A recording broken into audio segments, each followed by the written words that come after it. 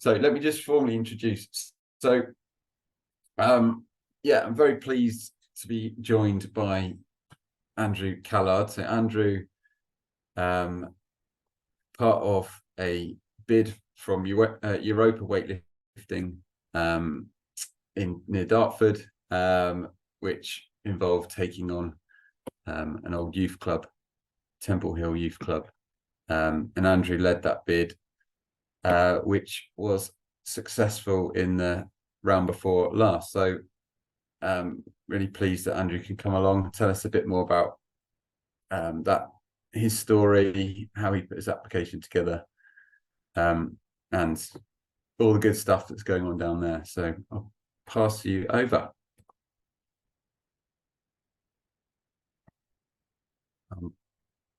Unmute myself, sorry. There you go. Okay, well, our project's been going on for about 5 years, so I'm going to try to condense that into 10 minutes, James giving me. But basically, it is an old youth club building, which was built in the 70s. And over the last 50 years or so, there's been lack of investment on this building. And it has deteriorated, or did deteriorate into a condition which was potentially unusable. They had no heating, it was wet, damp, cold, all the things what happen when something is just left to rot away with no investment from the local council.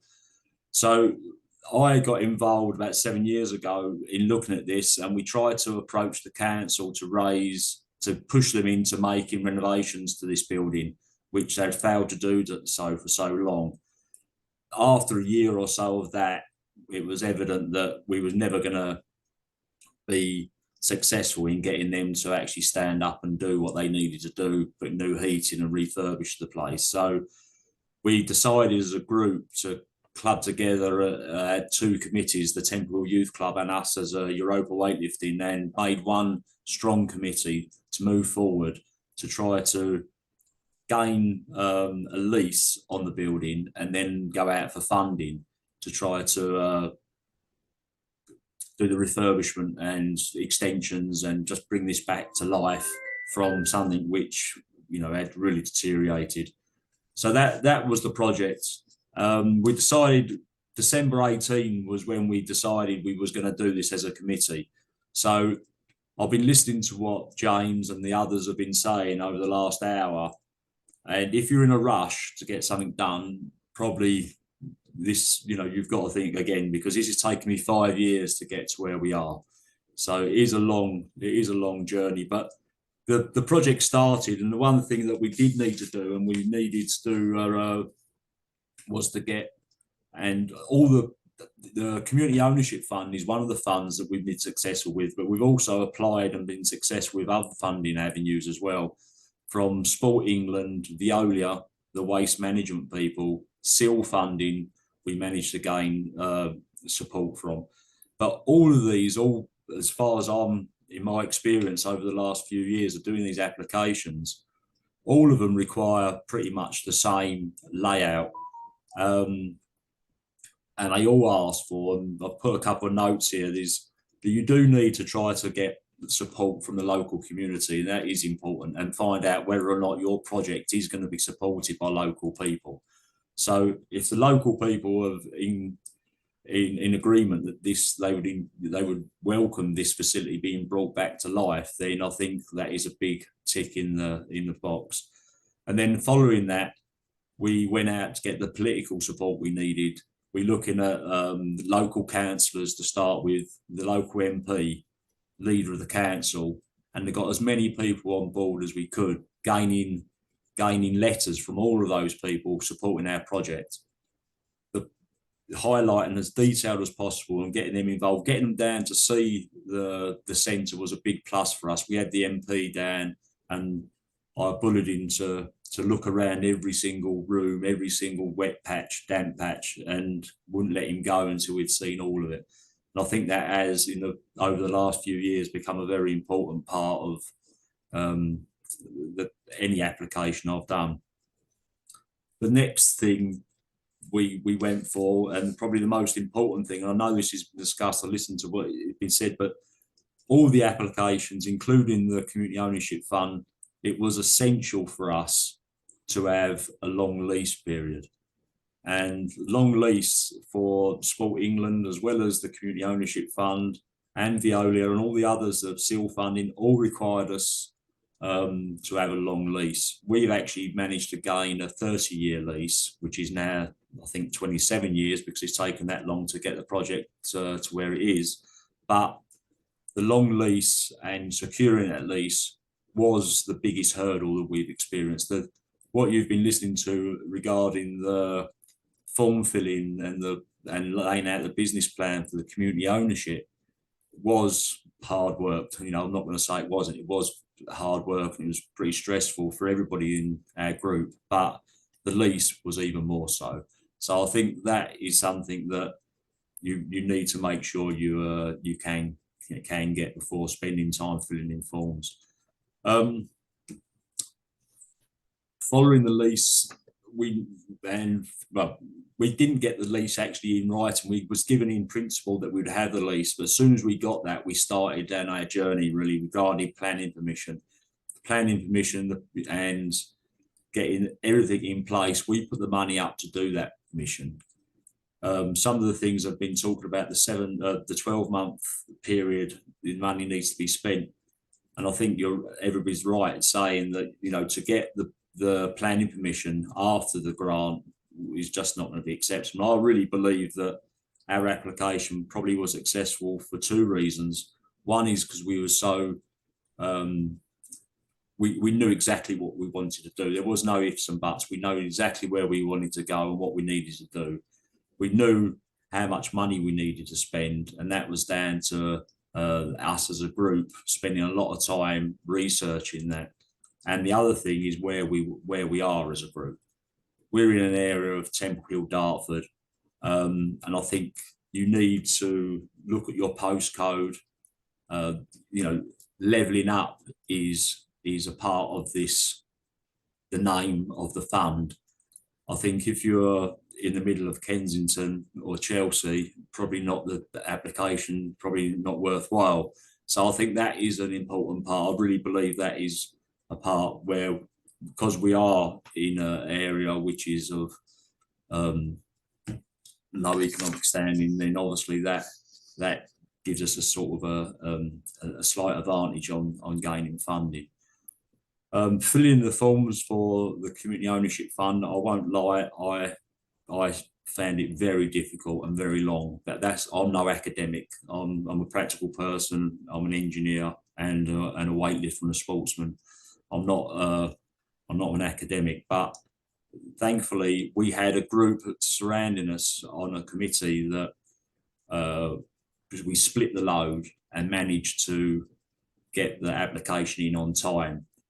One of the things James did mention very early on in his presentation was getting the deadline. The deadline to the application was absolutely crucial, and we did struggle the last few days. It was a panic to get that whole application to the right size and apply. So if I was to do it again, I would try to push that forward a week and give myself a little bit of comfort there, because it was a bit of a panic at the end. Regarding the fund, we was given on the 25th of September, we was given notice that we were successful in our application, which was fantastic news after all the time and effort we put in. We started the journey on the community ownership fund the September previous. So it took us a year from putting our notice in that we would like to be considered for the ownership fund, to getting the letter saying we can apply, to getting the application in and getting the answer took us a year. So that needs to be bared in mind. And we was given the letter saying you have been successful. This is the level of funding you're going to be supported for. On the 25th, we've had a meeting with the COF representative who's looking after our project. And because our match funding just about cleared last week. They will not release any money. So your match funding is extremely important. They will not release any money unless your match funding can be shown in your bank account, on your statement, and is completely cleared before they will speak to you. So the match funding side for us, we needed to raise 20%. We went back to the local council and we used their lack of enthusiasm for the whole project against them and said, well, if you give us 20% of this project, then we can bring this building back up to or better than it's ever been, because we've had extensions built, etc. So that gave us a lever with the council to get them to put in the match funding, and that match funding has just come through. So that was not the easiest, but the other part of the match funding we got from local business by going out, just knocking on doors and looking for a local business that would support our project. And we was lucky enough, after many attempts, we got someone supporting our project for £20,000. So we had £20,000 from a local business and £30,000 from the council, which made up enough money to give us much funding. We're looking to complete the project. We were ready to go and ready to complete. So the 12-month issue of spending money won't be a problem for us. But I think that is a very strict line as far as I could see. So just be aware of that. So I think that's pretty much our story. I'm more than happy to answer any questions regarding what we've done. But the main tip I would have is you need to get a strong committee around you. I don't think a single person would be able to put this application together, in my opinion, because it wasn't straightforward. But all the applications have their problems. But we've applied and failed on the Youth Investment Fund, which is another big. We tried and failed on Children in Need, and we were successful in Sport England, Veolia, SEAL funding, and a few smaller ones, but they all looking for the similar type of questions are brought up every time, and everybody wants to finish a project. So what we done was to split our project into smaller sections, so we could actually complete a section. Whereas if we went for the complete project, it would have probably been well over £1 million, and no one would have gone for that. So what we done, we split the project up into smaller sections and took bites out of that. And the Community Ownership Fund was the last one of those, and that's going to bring our project to completion. One of the things we did use was we're trying to provide a facility pretty much very low cost or free of charge, depending upon what it is. But we've got a football pitch, which is a part of our project, 5-a-side football pitch. And what we've done was to go in partnership with a couple of the local primary schools, which haven't got any winter facilities for the kids to play outside. So what they are going to be doing, they will use our facility free of charge during the day when the general kids or the other children at school or clubs can't use it. And the evenings, we're going to try to rent that football pitch out to raise revenue to pay for the maintenance and the electric and the gas and all the rest of it. So the way we've split that up obviously gives a lot back to the community, in the sense that they not paying for use, but someone is going to pay. The football clubs and the people with money will pay. So that is basically the football pitch. We used other funding streams like vending machines to bring in a regular income. We've done a forecast on that, and we believe that over a course of a year will bring in enough money to cover a lot of the bills. So that these small different funding streams would make up our overall project. Yeah, I was going to say on that, Andrew, I think that was a bit that was really strong. Was like you said, the need for that five-a-side pitch from the schools, but then you could evidence that there was a lack of sort of affordable five-a-side pitches for the clubs and other community to hire, and you had let groups that basically said we'll use this at this rate. So it felt like there were lots of people that were. Well, we've got a lot of, in the surrounding area where we are, there's a lot of five-a-side football pitches which are to be rent, but they range from 70, 80, 90 pounds an hour. For young people and groups to use these facilities is unaffordable in the area we're in. And our project will allow them kids to play pennies, maybe £1 each, we're hoping, to take part. But later on in the evening, these more established clubs, bigger clubs with incomes, can pay a commercial rent for the unit, and that will pay for the sustainability of it and the maintenance of it. Yeah.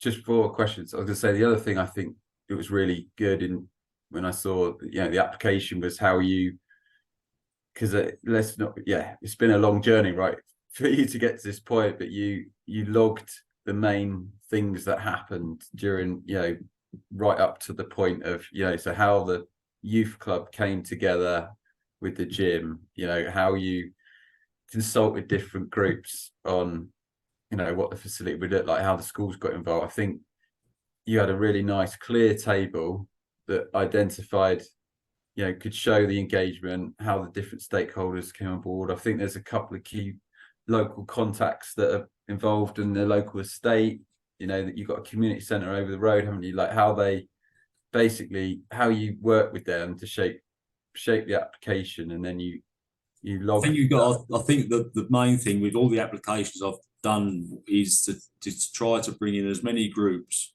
as we can. The thing is, for us, we want the facility to be used as much as possible, and we want as many people to be able to use the facility at an affordable price as possible. But we all can say that, but in the end of the day, someone has got to put money into a project to keep it sustainable. And by having a football pitch for us was the key, because even if we charge half the price of surrounding commercial facilities, it will still be enough money over the course of the year to support the basic youth club and other youth services that we're doing. Yeah. And still be able to provide these other at zero cost in a lot of cases. So this I think it is important to get support from as many local groups before you actually start the journey. Really, you need to know where you're trying to go to. I think you need to have a very focused idea of where you want to end up before you start. You you need to have that. Brilliant. Are there any questions that are in the question box? We can grill Andrew. Yes, so Marley's asked, how did you deal with your upfront costs, e.g. condition survey, design fees, project management, quantity surveying, etc.? Well, as a club, I've run a weightlifting club for 20 years and we've been very successful as a club. But what we done, we had to fund that initial cost ourselves. We funded a survey. We funded the building. We got an architect and we put in for planning permission.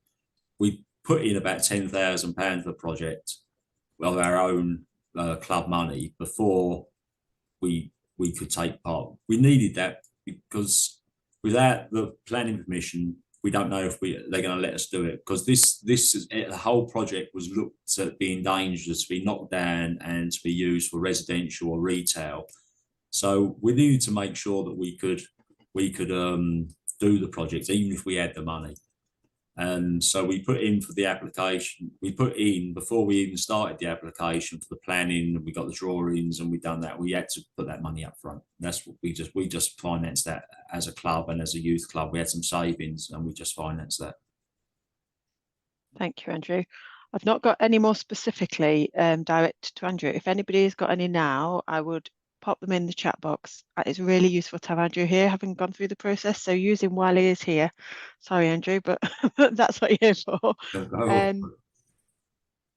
What's the position now? I mean, I guess because the facility has not really been used properly for a few years. I'm assuming there's a fair amount of excitement of what's to come. We've got so much interest, and we're hoping to open in the middle of January. Unfortunately, I've learned over the last few years not to be too ambitious about how things move forward at what speed, because one thing, government money isn't easy, and so and as I said earlier, we were sort of given the letter of backing on the 25th of September, and we're still waiting for the payment to come into the bank. So even though they will with the community ownership fund, I believe from the day your application is accepted, you can start spending money and claiming on that fund, but you've got to have the money to be able to spend in the first place. And if they don't actually give you the money, then for whatever reason, if they for some reason pull out at any time, you're then liable, obviously, to pay them costs. So we have been continuing with our project, but we have been careful that we haven't purchased the big items, which obviously we just wouldn't be able to afford if something went wrong. Yeah. Thank you, Andrew. We've got a couple more questions in there. So been asked, what's SIL funding that you mentioned? SIL funding is community infrastructure levy. When you do a project, when someone puts in application for a building planning permission and you get granted permission, you have to pay a tax basically on that building. So people who are building industrial units or box of flats or whatever it may be have to pay a tax to the council, to the planning authority. That tax is the community levy. So when we got sent a form to fill in that, we owed £5,000. I wrote back and said, no, I don't think we should be paying that. I think you should be supporting us. And we spun that round. So we got £53,000 off of the community infrastructure levy. But again, it's a government body. It's a lot of paperwork to fill in, but it's another fund, so. Excellent, thank you. And Trisha's asked whether you are managing the facility yourself, and if so, how do you achieve that efficiently? The facility will be managed. I'm probably the figurehead of our group, but there's 7 of us in a committee. One of the things that we did have to show quite, and I don't know. See, I think one of the things is because we got a Sport England grant first. Our group was probably looked at very closely and looked at as individuals. I've got quite a recognisable CV, if you like, in sport. I'm national coach for weightlifting and went to the Olympic Games as an athlete, Commonwealth Games as an athlete. So I've got quite a lot of history in sport, and I'm probably easy visible for who I am. But I think that because we've had one big application successful with Sport England, when we come through to the Community Ownership Fund, I think they must look into us as a group. I don't believe they give someone £200,000 without looking at them very closely. But I think that because we were successful elsewhere, that probably cuts down their workload and to investigate what we are as a group. But we will manage the site ourselves. But we was successful in raising some of the revenue funding, which allows us to employ a member of staff the first year to get the project up and running and on its feet before we're completely self-sustainable. I was going to say, it's a good one to flag that, wasn't it? That we looked at the business model and just the sheer hours that you'd need to staff. That was a great opportunity to get the revenue funding from COF. And the revenue funding did seem quite an easy part of the application, to be fair. Yeah. You know, I think that some of the parts of the application that you described were and are very difficult to satisfy. You know, the reasons why it's needed and the benefits. You know, all them things are difficult to quantify. Yeah. But the revenue funding is quite easy to quantify because, you know, you're going to be opening a facility which needs a lot of administration, a lot of man hours, and to do that, it's easy to quantify that someone needs to come in to do that work. So I think that is probably the easiest part of the application to fulfill. And I think it works well accurately, but work well in terms, doesn't it, that obviously you know how to run a gym, and so do your team. The youth club has been really important at Temple Hill, but because of the facility, it's become less and less able to operate. But as together, you haven't been as, you know, operating a site together, and then the wider opportunity with the football pitch and the usage, it kind of meant that your day-to-day model of who's going to staff it, you know, there's some new stuff, there's some, you know, activation element as well, and I think that just was the perfect fit for what COF's revenue fund is there for. So it essentially allowed you to get an extra full-time person to help staff it, didn't it? Get it set up.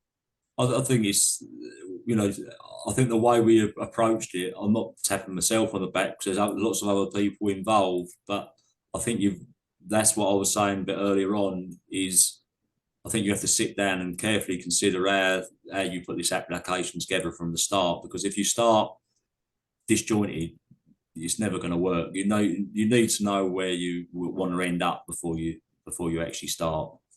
Yeah, it's too complicated to just start and make it up as you go along.